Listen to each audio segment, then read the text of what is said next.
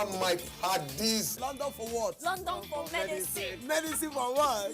Medicine for coffee. Are you sickness? To our illness.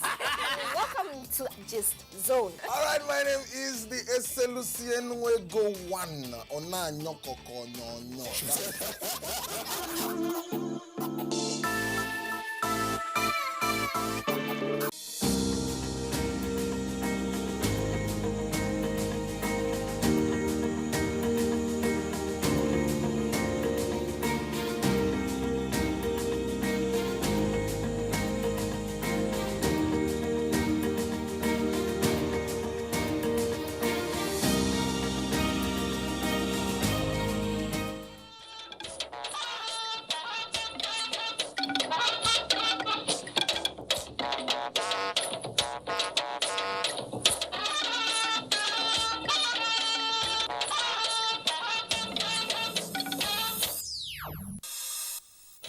Nigeria affirms Big Brother rule in West Africa as President Buhari receives envoy from Mali.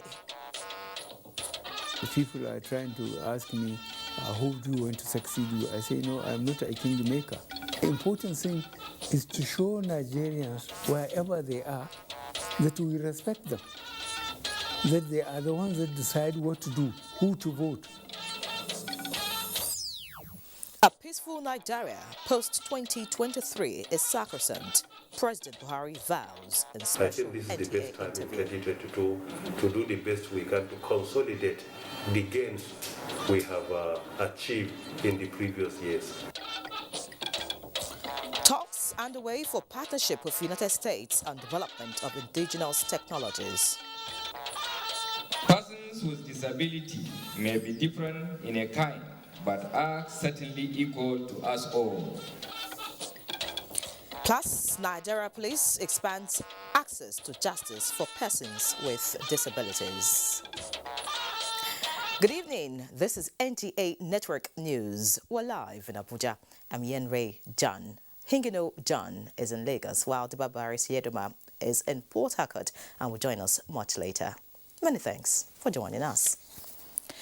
President Muhammadu Buhari says Nigeria is prepared to continue its Big Brother role for the Republic of Mali within the requirements of the Economic Community of West African States, ECOWAS. This was while receiving a special envoy from the transitional president of the West African nation, Colonel Assimi Goita.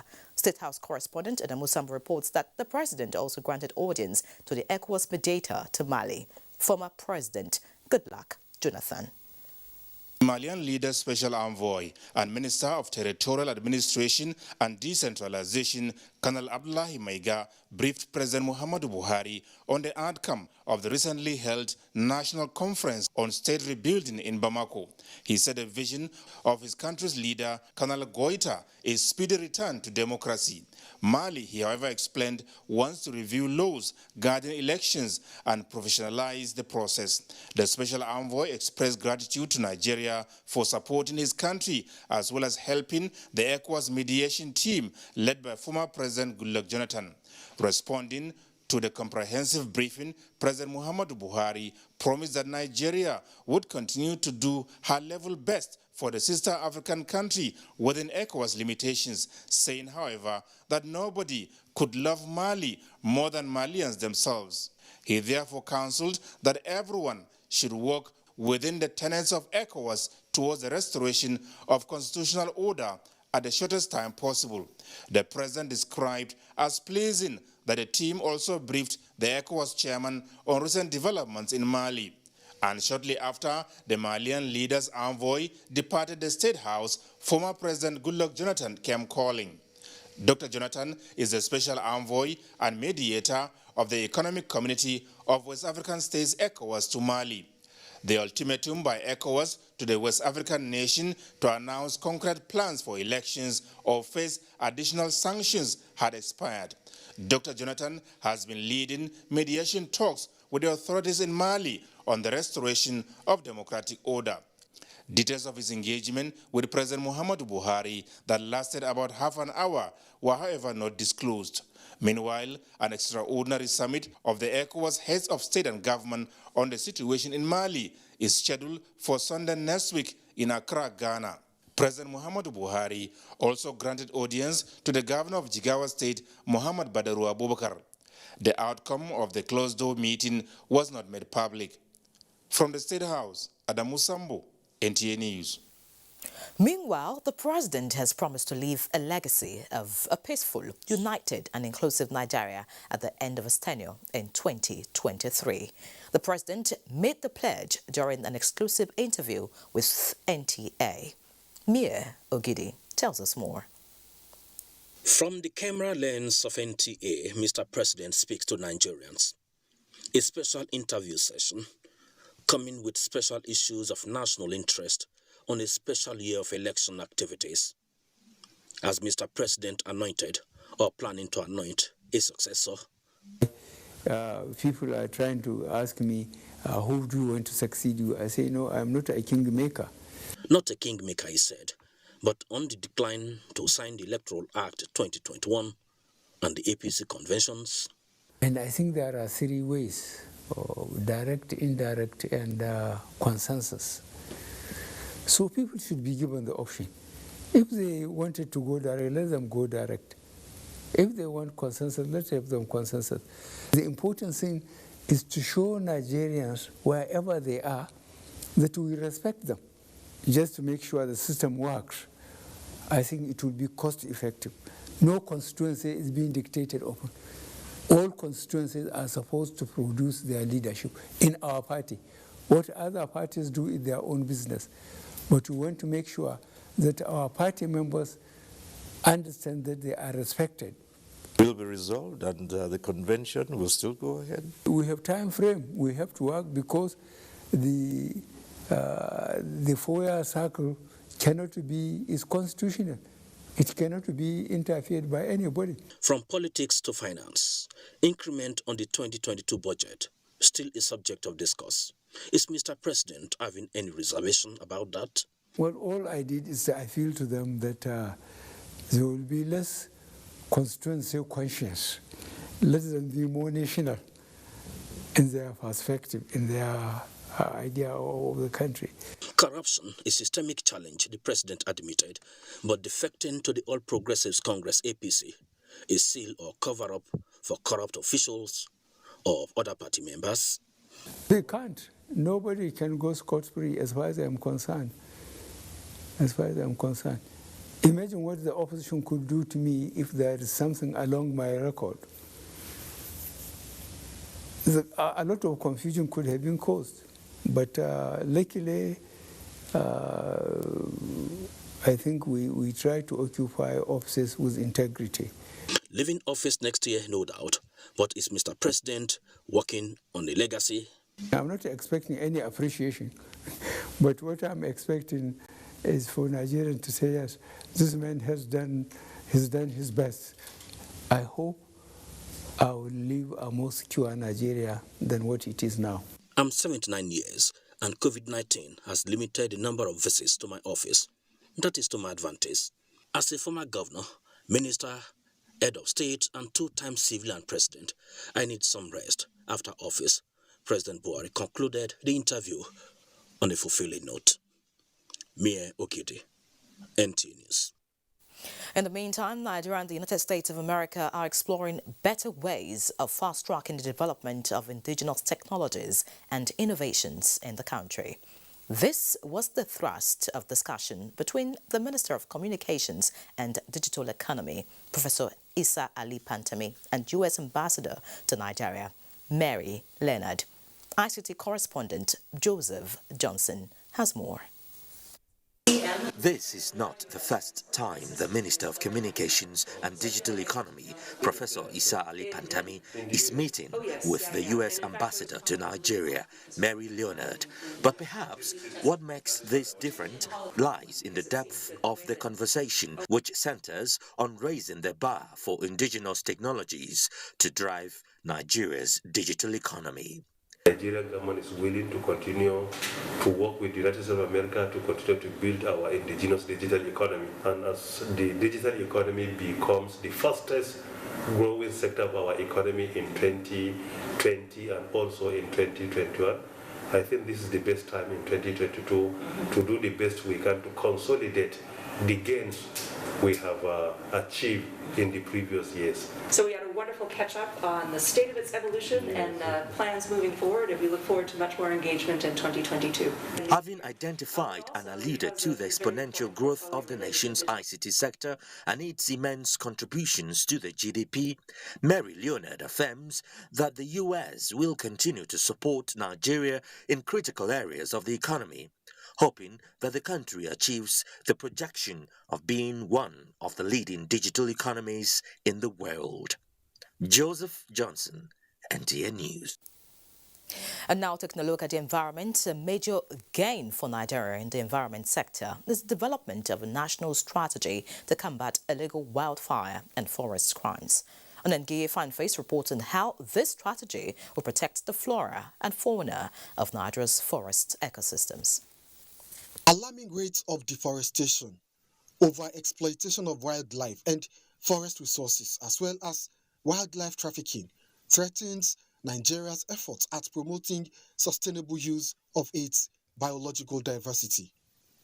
Wildlife and forest crimes, the Federal Ministry of Environment reports, are responsible for the threatened species like ostrich, chimpanzee, gorilla, and pangolin, while some have gone extinct, including rhinoceros, giraffe, pygmy hippopotamus, and giant eland. So in Nigeria, for example, we have seen from seizures of about 2 tons of pangolin scales in 2012-2013 to about more than 50 tons just in recent years. So we have seen an incredible increase in wildlife trafficking over a relatively short time. Similar statistics exist for example, for ivory trade, despite the fact that Nigeria is no longer home for a significant large population of elephants. Wildlife and forest crimes are also said to be responsible for increasing zoonotic diseases and negatively impacting the socio-economic life of communities depending on forest resources for their livelihoods. The national strategy to combat illegal wildlife and forest crimes will facilitate the implementation of policies aimed at combating deforestation, desertification, and land degradation. It ought to be a crime for us to be overexploiting our wildlife and driving it into extinction. So this policy will be a guiding framework for us to implement the strategy plan on how to end illegal wildlife trade. For us to end illegal wildlife trade, we find alternative for our people in the villages. The strategy is developed with support from the United Nations Office on Drugs and Crimes and the government of Germany. Onengie Fineface, NTA News. In other news, addressing insecurity took a larger part of national assignments in the year 2021. And the Nigeria Security and Civil Defense Corps, NSCDC, also played a dominant role in this regard. Abdurrahman Jibrila in our 2021 review series refreshed our minds on the contributions of the Corps and its agenda for 2022.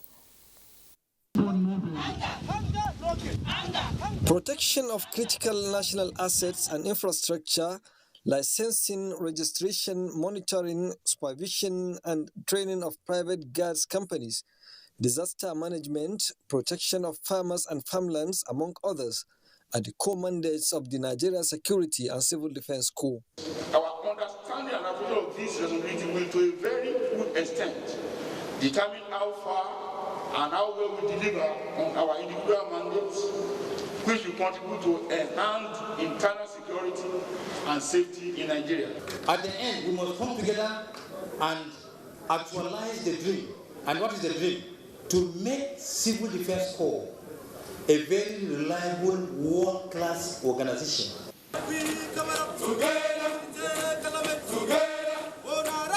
No accidental discharge of bullets were the words of the Commandant General as he read out a riot act to personnel of the basic armed handling, part of efforts to stay ahead of criminal elements. Another project of the Corps in the year 2021 was the creation of female squad, considering the upsurge of insecurity, especially in educational institutions, to implement the Safe School initiative. If everyone can play their own responsibility towards ensuring that schools can continue, because we are saying that schools should never stop, but the schools should be made protective. The environment should be made protective to support learning. Traditional and religious leaders, as a custodian of the grassroots, to deepen communication and mobilizing community to take ownership of the schools, to support government in becoming vigilance and watchdogs, working with the security agency. Part of the successes recorded in the year under review were the arrest of more than 500 suspects. The Nigeria Security and Civil Defense Corps has also developed a new technology, integrated electronic arrest reporting system, to plan strategic action for security operations. We can do remote surveillance and ensure that our critical national infrastructure and all other assets are protected. Asymmetric war is fought through intelligence. And so we need to come together really and return to basics and share intelligence. Like I used to say, no service has a monopoly of any strategy. In furtherance of its mandate to enhance the capacity of personnel for better performance, the federal government approved the constitution of a committee to design and develop a standard curriculum for the civil defense training colleges and career progression development courses, which will form basis for future progression in the service. Abraman Jibrila, NTA News. Time for a quick break. Please stay.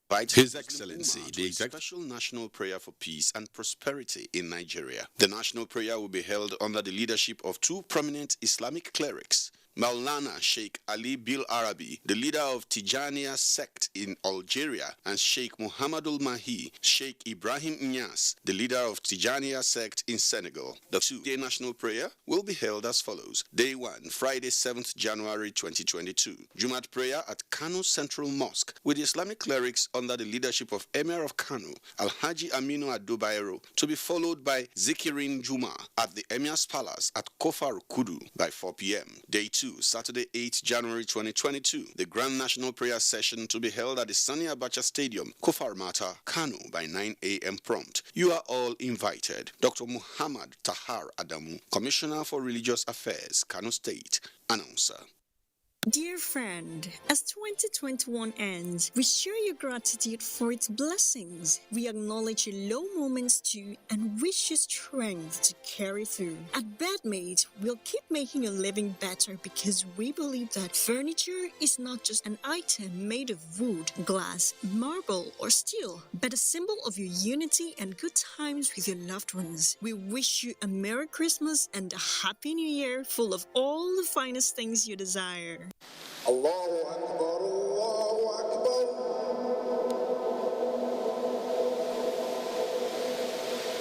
Allahu Akbar,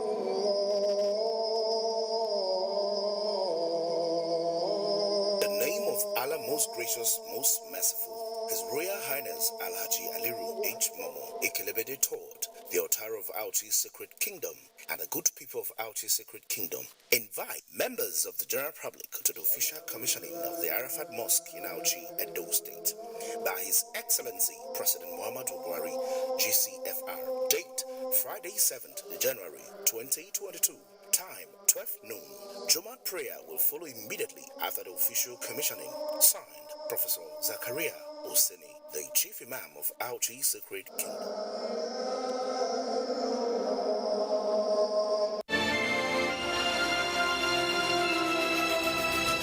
The reason we are gathered here today is to fulfill the first promise to invest $100 million to identify, train, mentor, and seed 30,000 entrepreneurs in 10 years. I'm from Ghana, Zimbabwe, Nigeria, Sudan, Rwanda, Niger, Gabon. I hear stories of how entrepreneurs are transforming their communities already.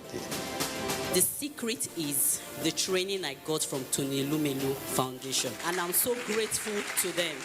We took the money that we had from Tony Elumelu, and we did $1.6 million last year. It's amazing. The hope that has been brought back to these young Africans, the can-do spirit. The future of Africa is in your hands. Become a Tony Elumelu entrepreneur. Apply now. I know that in the last decade, this country has been at different wars trying to keep the peace and promote the sovereignty and the integrity of the country. The troops are doing their best. The president has given them all the necessary tools. It is left for us as young people and as Nigerians to give them all the support we can. We say kudos to all our gallant military men. Please, whenever you see a police officer in or out of uniform, if you know them, clap for them whenever they need be. Give them seats in buses and trains and airplanes. Have the airline managers reduce air tickets for them or train tickets for them. Show them that we appreciate what they do and show their families that there is something right and honorable and truly remarkable about wearing a uniform and going into the bushes and the forest to fight enemies of this country that are hell-bent in bringing your life to an end. It's a very tough time, but we have to all put our hands together. Please support our troops and support our police officers.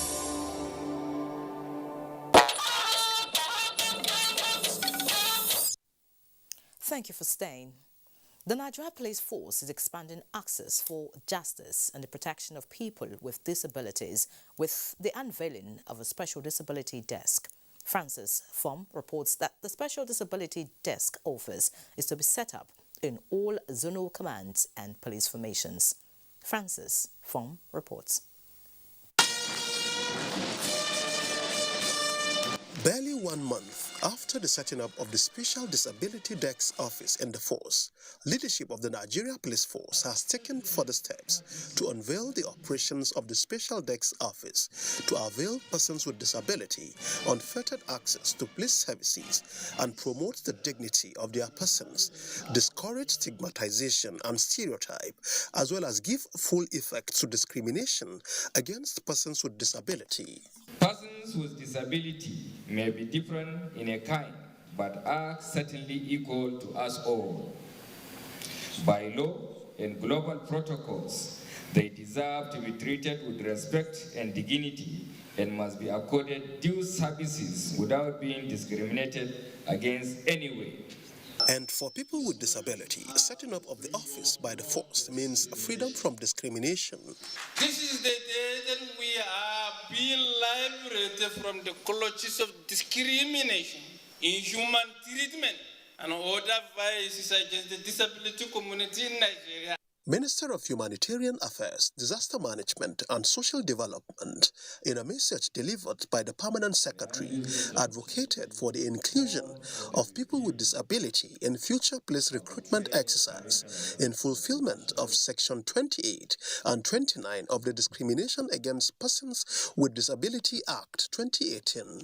It is our singular belief that when given the opportunity and right environment, persons with disabilities have the innate capacity of overcoming their limitations and contributing immensely towards the development of this country. I am not surprised at all that the Inspector General of Police has found it necessary to partner in this war or crusade. Meanwhile, the force equally approved a training program for police personnel who are to serve as the Disability Desk officers under the coordination of the Force Public Relations Department. Francis from NTA News. Meanwhile, the federal government is seeking to deepen the aggregate impact of its National Social Investment Program clusters. Minister of Humanitarian Affairs, Disaster Management and Social Development, Sadia Umar Farouk, gave their indication in a message to a focal group conference in Abuja. Elizabeth Amori brings us details. These actors are meeting to address grey areas of the National Social Investment Program and draw up prospects for the year 2022. With the current budgetary allocation for the ministry, the focal persons are optimistic that the various clusters, which include NPAR, JIP, conditional cash transfer, and homegrown school feeding program, will ensure more equitable distribution of resources across the vulnerable population. Under the Empower, just the graduate program, we now have a total of 1 million young people onboarded. Conditional cash transfer, as we speak, we have 2 million beneficiaries out of this register. We are trying to digitize the payment gradually to make sure that the payment is transparent. Amongst the successes recorded in the year 2021 is the empowerment of mobile money agents and establishment of an engineering and mathematics centers in secondary schools to facilitate technical training. Looking at the areas of improvement in the inter-agency communication aspects. An effective communique is expected at the end of the meeting. In Abuja, Elizabeth Omori, NTA News.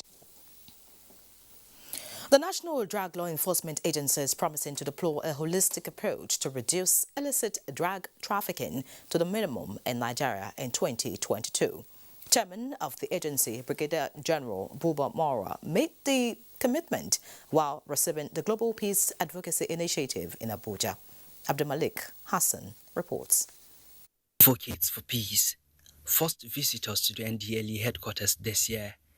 Purpose not far-fetched, to discuss emerging issues and security challenges in the country, with much emphasis on how drugs negatively influence the mindsets of many to commit crimes and taking decisions to redirect their steps to the wrong path of life. Sometimes people do things abnormally when they are not in their right senses, which drugs is one of it that caused it. So if we say no to drugs, I think it's part of creating peace anywhere in the world. Though touching observation, but for the NDLEA boss, Brigadier General Buba Marwa, it's not beyond surmountable because Nigeria is well prepared to fight drug barons squarely. The prevalence of drug abuse in Nigeria, which is almost 3 times the global prevalence. So the fight against drug abuse is a fight that we welcome partners such as your good selves to join us. At the end, a deal of mutual benefit on the table. The peace advocates are set to carry out an awareness campaign in some selected states in the country on the dangers of drug abuse. Abdulmalik Hassan, NTA News. President Muhammadu Buhari has congratulated Senator Felix Kolawole Bajamo, who turns 80 on January 7, 2022. The president joins family and friends to celebrate the lawmaker and administrator for years of service to the nation, noting Senator Bajamo's contributions to the economic development of the country before joining politics. As the senator turns an octogenarian, the president believes his skills and experiences acquired from private and public service will remain relevant, especially his exceptional leadership in building institutions, managing people and resources. President Buhari also rejoices with Senator Bajamo's constituency, Ogun West, members of the National Assembly and all his political associates on the attainment of the landmark age, and praise God to increase the celebrant in good health and wisdom. Now time to take a trip to Lagos, where Hingino is ready to deliver more news. Hingino, it's over to you. Thank you, Ianre. Governor Babajide Sanwo-Olu has constituted a four-man committee to look into the report submitted by the Tribunal of Inquiry into the 21-story building which collapsed in Ikoyi in November 2021. He says the action was taken as the first step towards implementation of the recommendations in the report. Musa Toliat has details. It was one collapsed building incident too many, and the fatality figure put at about 40, necessitated setting up a 6-man tribunal of inquiry by Governor Babajide Sanwo-Olu on November 4, 2021. After 6 weeks of intensive investigation into the remote and immediate causes of the incident, Chairman of the Tribunal of Inquiry, Toyin Ayinde, said the implementation of the report will help forestall future occurrence of collapsed buildings across the state. We have acted based on the documents that were made available to us, as well as the information gathered from all the witnesses who appeared before the tribunal. We need to note, however, that building collapse is rooted in the collapse of values, morals, and ethics, which we need to work on as a nation. Therefore, ethics and due diligence need to be restored. Governor Babajide Sanwo-Olu said ahead of the implementation of the panel report, the four-man committee constituted will look into the panel report and get back to the State Executive Council. What you've just presented to us now will immediately be turned into a white paper. So it's a four-man committee that will very quickly look through the report. And I'm giving them the end of next week for them to be able to get back to the State Executive Council to be able to take their final report so that we can make all your findings and recommendations public. The four-man committee is headed by Commissioner for Special Duties, Tayo Bangboshe Martins, with Head of Service, Hakeem Muri-Okunla, Commissioner for Justice and Attorney General, Buyoshiri Onigbanjo, and Commissioner for Agriculture, Bisola Olusanya, as members of the committee. In Lagos, Musa Toliat, NTA News. Against the general notion that reckless driving is prevalent among commercial drivers, the Federal Road Safety Corps in Lagos State says its recent report shows a 50-50 violation with private car owners. This development is worrisome because reckless driving is a major contributory factor to road traffic crashes. In this report, Michael Olale examines initiatives aimed at arresting the ugly trend. On the 25th of December 2021, a commercial bus rammed into a moving truck on the Long Bridge outward Lagos, claiming 6 lives instantly. It is a pathetic scenario that further highlights the menace of reckless driving. The situation is more challenging in the Lagos metropolis, where its huge population is a constraint on transportation and traffic regulations. Sivana Sofoji has countless experiences to chronicle the menace of reckless driving, with some so worrisome that the memory remains disturbing. You even ask God, why did I even enter this bus? Because some of them don't think about life. They don't think that they carry family. I was coming right on my lane. There was no traffic lights. There was no regulation, but you have to slow down and go your way. I've slowed down for the vehicle to go, only for the man to turn his hand towards me. Before I know, the bumper of my vehicle and the plate number was on the floor. Factors propelling the recklessness of those behind the wheels range from consumption of alcohol, nonchalant attitude to disregard for traffic rules and regulations. There was a time I had the privilege to talk with one of the conductors.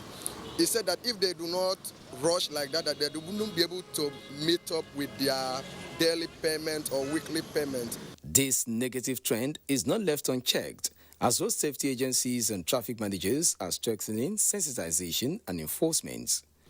We do motor park rallies. We have what we call morning cry, that before they move out of their various parks, we talk to the drivers and the commuters alike. Because one thing we've discovered is that without the cooperation of the commuters, we cannot get it right. Because the man can afford to misbehave, but it takes the commuters to rise up and defend their life and protect themselves.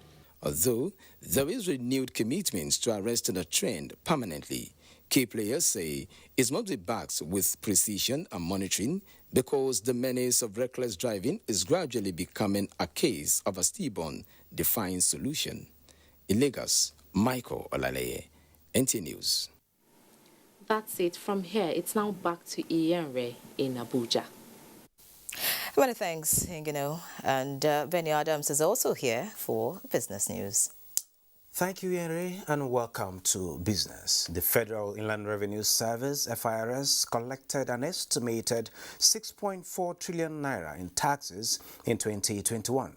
Chief Executive of FIRS, Mohamed Nami, gave the figure in Abuja at the public presentation and breakdown of the highlights of the 2022 Appropriation Act. He added that technology helped the access to taxpayers' records in addition to local and international exchange. And on the oil market, oil prices rose sharply on Thursday, extending a rally from the previous session on escalating unrest in OPEC Plus, oil producer Kazakhstan, and the supply outages in Libya. The global benchmark Brent crude futures rose $1.93 to $82.73 per barrel. U.S. West Texas Intermediate crude futures gained $2.24 to trade at $80.09 per barrel. Both contracts were trading at their highest since late November. And on the capital market, bargain hunting persists as all share index inches up by 0.30% to close at 43,607.94 basis points, while market capitalization stands at 23.4 trillion naira. 174.6 million shares valued at 2.1 billion naira exchanged hands in 3,715 deals. Market breadth closed positive as Academy led 24 gainers as against 13 losers, topped by NEM at the end of today's session. The financial services sector had FBNH, UBA, and Transcap as most active to boost market turnover, just as FBNH and Zenith Bank topped the market value list. That is business. Nyere, is over to you. Many thanks, Benny. Now, the Nigerian Customs Service says it has generated more than 2.24 trillion naira in 2021, which exceeds the target of 1.6 trillion naira set for the year. A statement by Public Relations Officer of the service, Joseph Atta, also indicates that the amount is more than 1.5 trillion naira generated in 2020, which represents a 43.45% increase. The customs spokesperson says the Comptroller General, Hamid Ali, attributes the feat to the resolute pursuit of what is right and willingness to adapt to changes brought about by global health challenges occasioned by COVID-19. He says other landmark achievements in 2021 that are capable of boosting national security and economy are the installation of 3 brand new scanners in Apapa, Tinkan Island and Onne ports, and the introduction of mobile tracker. Our next report explores efforts expended by the federal government in the just-ended 2021 to improve tertiary health care in the country. Chimdima Ndubisi takes a closer look at what has been achieved at that level and the impact of these interventions on those in need of such level of care.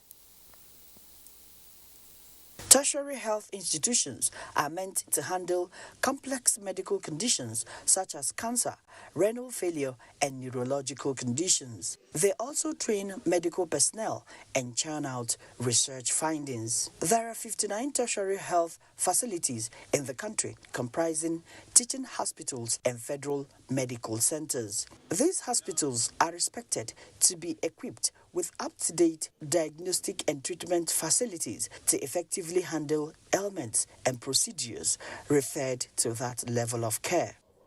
Well, the federal government says it has made huge investment in that area to ensure high-quality healthcare service delivery in the face of COVID-19 pandemic, and at such a time when some countries are shutting their doors to visitors. All these hospitals were given COVID intervention fund to build and equip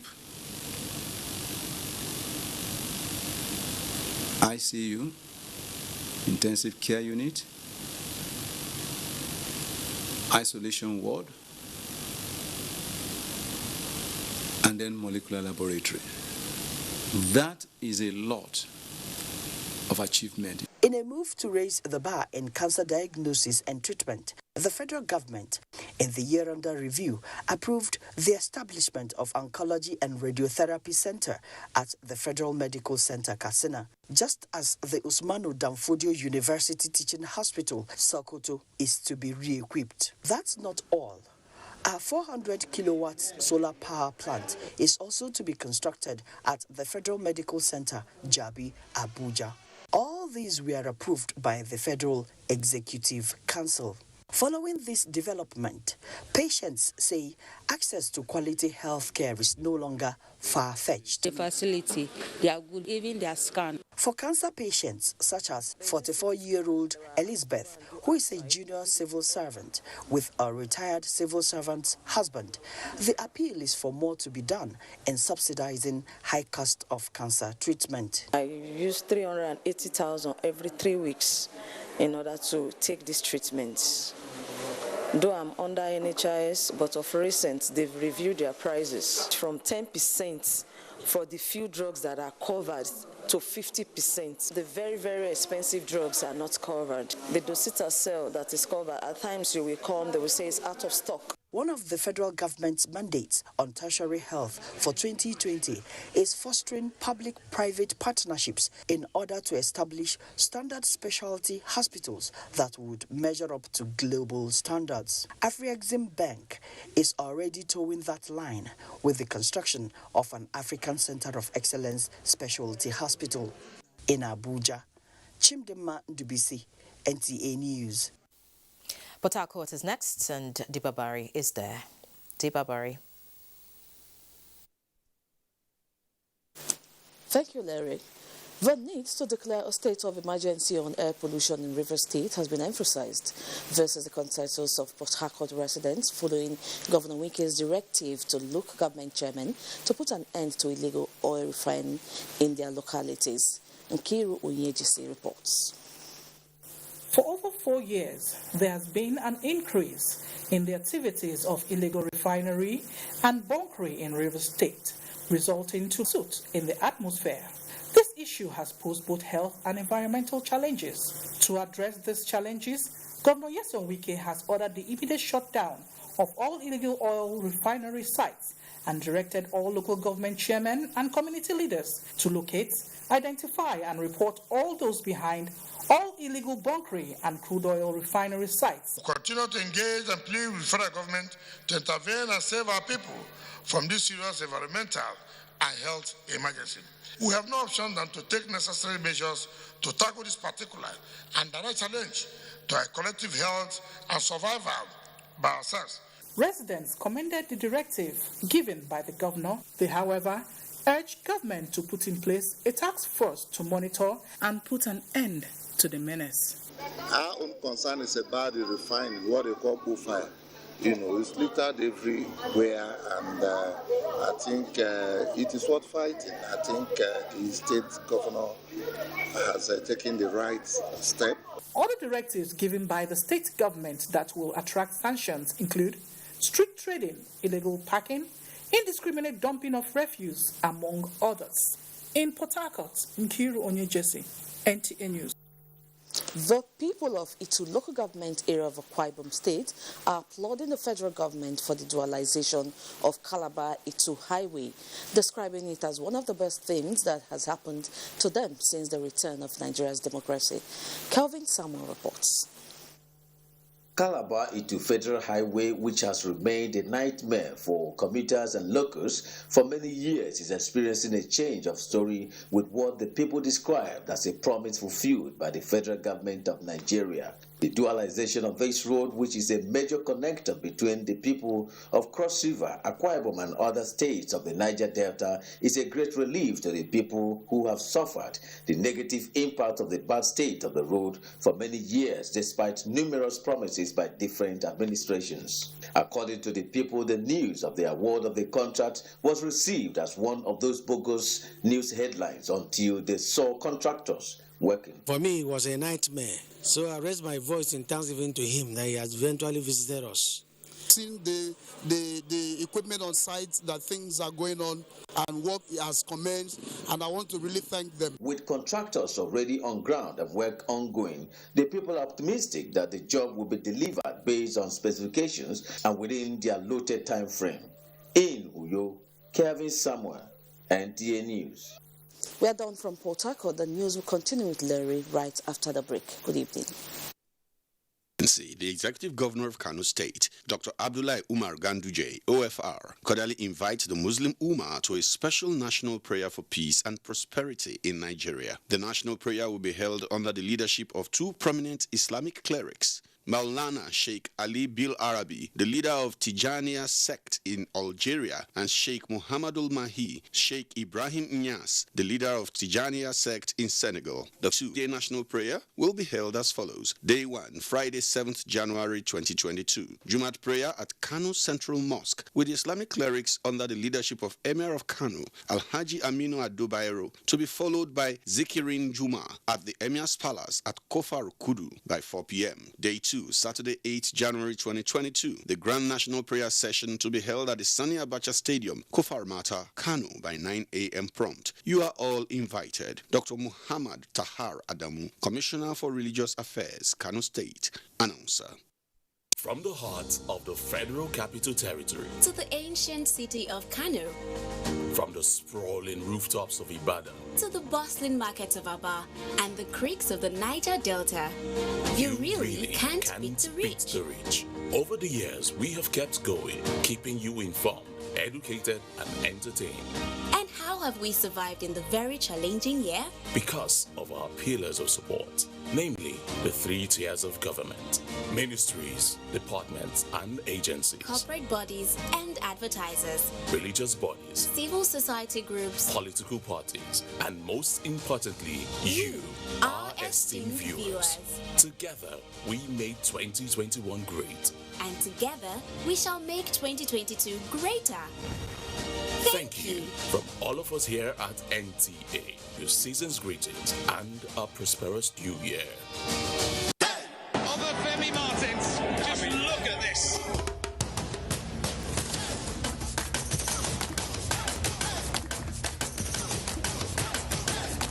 Remember the name.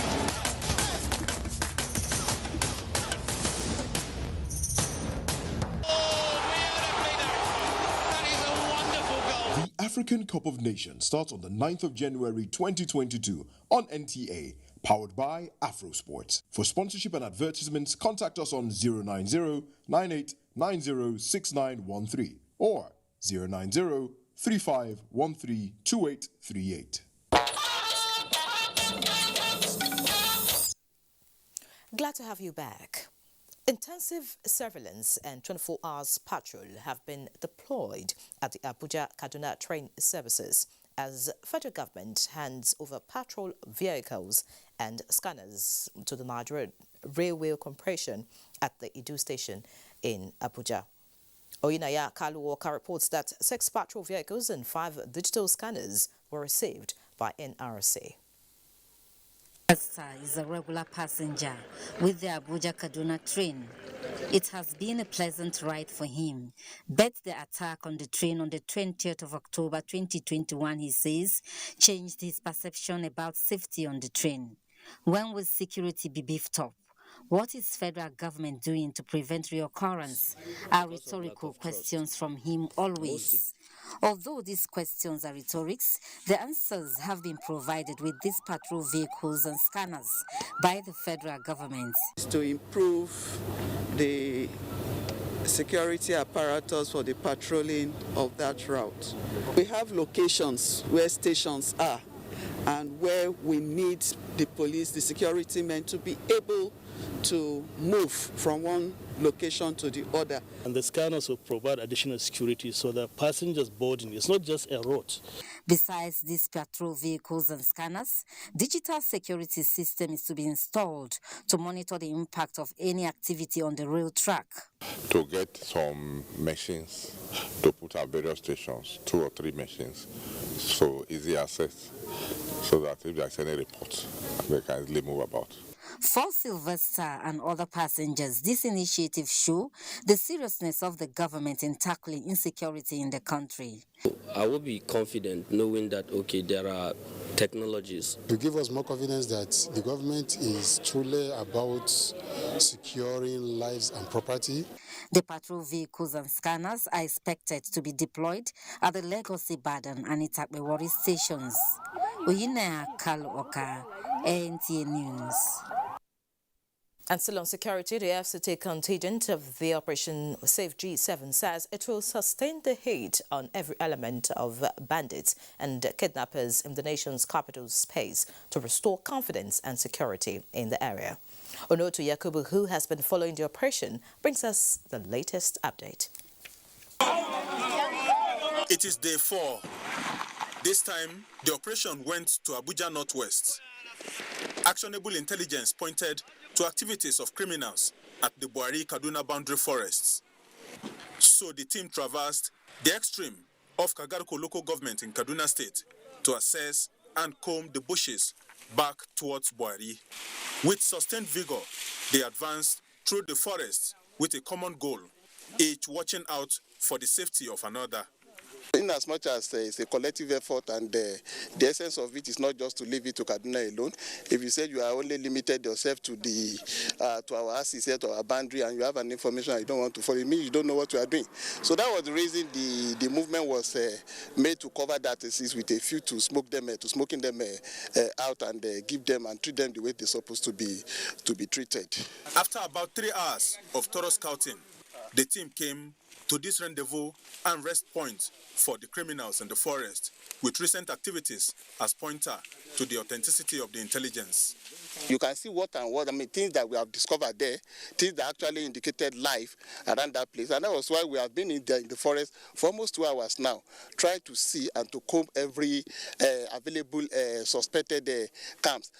It is twilight, so the team retreated to pick up the trails again the next morning.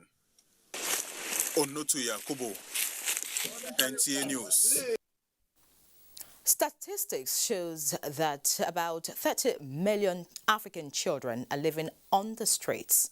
Available records further reveal that these children live in both urban and rural settlements with no permanent place of abode. With most of them in their vulnerable stage of life, Erica Ivy in Calabar reports on how this group of unattended children pose threat to the society. Children, no doubt, are gifts from God. However, where these children are abandoned and left to fend for themselves as a result of failed economy, inequality, as well as exclusion from the society, then such a society could breed all kinds of people, including the street children. I was maltreated by my stepmother at home, so they now drove me out of the house, and my father told me that I should not live with him again. So I now decided to come and live in the street. I normally do hustling. I push that truck to buy iron. Look about us. They don't even know that we are children of tomorrow. When I came here, my father ran and left me. So I'm in the street now.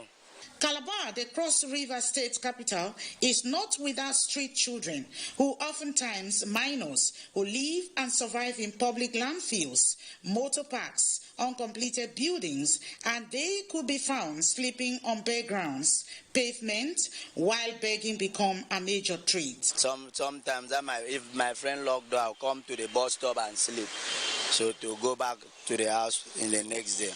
I don't have any place to stay. I'm just anytime I've been sleeping at the bus stop, or sometimes I sleep with my friend. These children who are vulnerable to abuse, exploitation, addiction, and crime are made more difficult as a result of social perceptions as street children. The post-traumatic stress disorder is a disorder that can affect an individual, not only a child, based on the experiences that he has had in the past. Children as gift from God.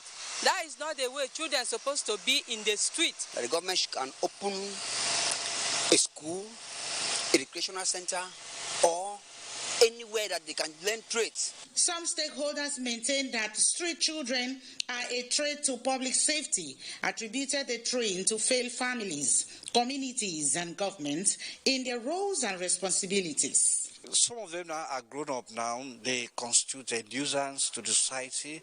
Many of them are into prostitution, some of them are into robbery and other kind of vices. These street children, it's really something I feel the society and the government should take a critical look at. It's a time bomb, a threat waiting to happen. and we need to act fast. Respondents say, although they have been on the street for most part of their lives, if love is demonstrated through a design and effective interventions by stakeholders to protect and provide opportunities for street children, it can be of help, for it is not too late to look into the plight of street children. In Calabar, Erika Ivy, NTA News. Time for our last break. Please stay with us. The 157-kilometer Lagos-Ibadan Railway is the first double-track standard gauge railway to be built in West Africa. The Mobolaji Johnson train station is a masterpiece, an infrastructure that is gradually becoming an iconic building in Lagos State.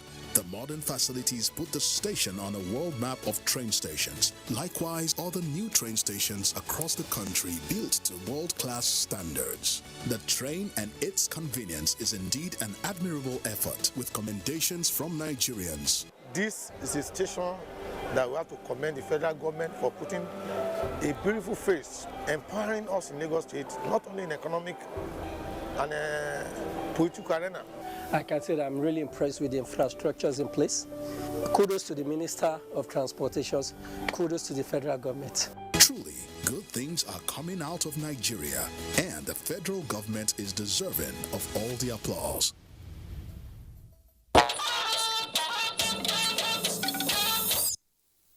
Let's have a bit of sports now with Cynthia Ogun as our guide.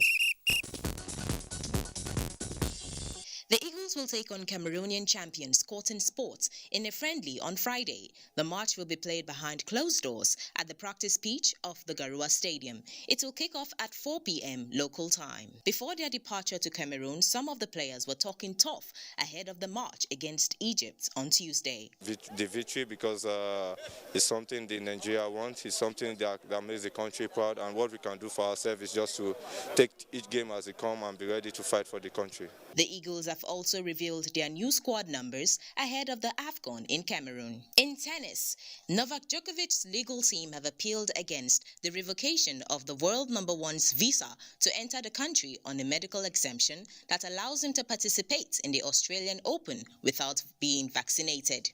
The appeal against the detention of the tennis star and the cancellation of his visa was filed in the federal court. Djokovic moved to hotel quarantine as appeal now adjourned until Monday. In boxing, Anthony Joshua has pulled in some boxing giants to help him prepare for his career-defining rematch with Alexander Usyk later this year. When I lost the first time, as I said, I never made no excuses, but I have my reason, and I always felt like, cool, you know, I took my loss, but I'll get it back. I knew I'll get it back. Joshua lost his titles to the Ukrainian in a shock defeat in September, but has the chance to take them back with a second bout set to take place at the same point in 2022. With sports updates, Cynthia Ogun, NTA News. President Muhammadu Buhari sends condolences to family, friends and associates of former Minister of Internal Affairs, Naval Commodore Lamba Dangwam, over his death. The president joins the Buram Nation, government and people of Plateau State and all former professional colleagues in mourning the former Minister of Internal Affairs, who also served as Minister of Culture, affirming that through simplicity, diligence and discipline, he served meritoriously. President Buhari prays for the repose of the soul of the departed leader and comfort for his family. Also, President Muhammadu Buhari sends condolences to the families of Orokuro and Efere in Olodani and Kalama Compound in Bayelsa State over the passing of Ambassador Lawrence Barre-BBA Ekwebu, an accomplished diplomat, author and educationist. The president sympathizes with the families, friends and professional associates of the diplomat whose influence in his community will always be remembered, especially in projecting the values of peace and unity among the people. President Buhari prays for the repose of the soul of the departed scholar and God's comforting arms over the family. And that concludes NTA Network News tonight. Many thanks for watching. And please remember that rape is a crime. Let's do our bit to get it out of our society. I'm Yen Ray John. Have a good night.